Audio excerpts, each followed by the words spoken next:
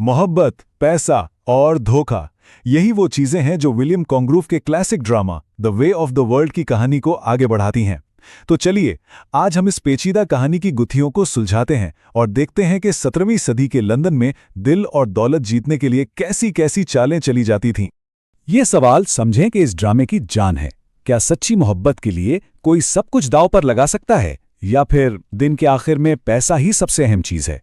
हम देखेंगे कि किरदार कैसे जहानत और फरीब के जाल बुनते हैं, और ये जानना मुश्किल हो जाता है कि उनके दिल में क्या है और उनकी नज़र किस चीज पर है।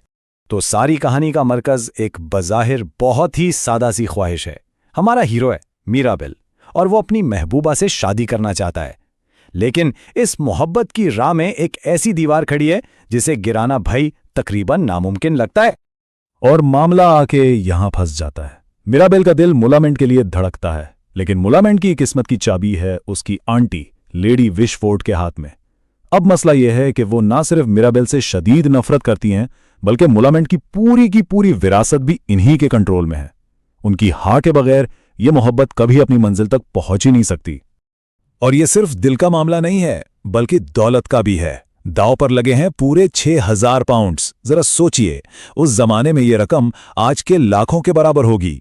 ये वो रकम है जो ना सिर्फ उनकी मोहब्बत को मुमकिन बना सकती है, बल्कि उनके मुस्तकबिल को भी हमेशा के लिए महफूज कर सकती है। तो सवाल यह है कि आखिर लेडी विशफोर्ड मिराबेल से इतनी नफरत क्यों करती हैं? इस सवाल का जवाब एक पुराने गहरे राज में छुपा हुआ है। आइए जरा पर्दा उठाते हैं उस कहानी से जिसने नफरत की इस आग को इतना भड़काया। वजह है एक धोखा।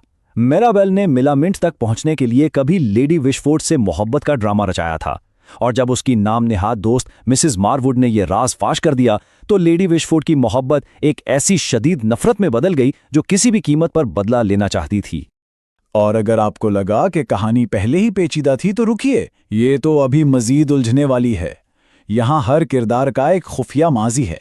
मिराबेल का ताल्लुक अपनी होने वाली सास यानी मिसेस फिनाल से रह चुका है, जबकि मिसेस फिनाल के शौहर का माशिका उसी मिसेस मारवुड से चल रहा है जिसने मिराबेल का राज फाश किया था। ये खुफिया ताल्लुकात का एक ऐसा जाल है जिसकी हर डोर खतरे से भरी है। तो जब मोहब्बत की राह में इतनी दीवारें हों, तो मिराबेल सीधा रास्ता छोड़कर एक इंतहाई शातराना मंसूबा तैयार करता है।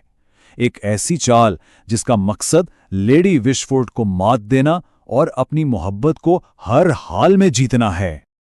ये मंसूबा किसी शतरंज की बाजी से कम नहीं।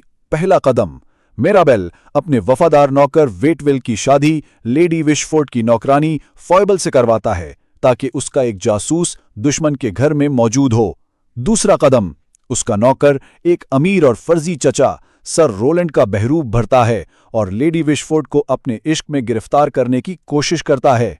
और फिर आती है आखिरी, सबसे खतरनाक चाल। मिराबेल इस जाली रिश्ते का पर्दाफाश करने की धमकी देगा और इस रुसवाई के डर से लेडी विशफोर्ड को ब्लैकमेल करके अपनी शादी की इजाजत लेगा। ये जहानत की इंतहा है, लेकिन एक गलती और सब कुछ तबाह हो सकता है। लेकिन जैसा कि कहते हैं, हर चाल का एक जवाब होता है। जब मिराबेल के दुश्मनों को उसके मंसूबे की भनक पड़ती है, तो वो अपनी जवाबी कार्रवाई शुरू कर देते हैं और कहानी में एक जबरदस्त मोड़ आता है। तो ये मंसूबा बेनकाब कैसे हुआ? एक अलमारी में छुपी हुई मिसेस मारवुड की वजह से।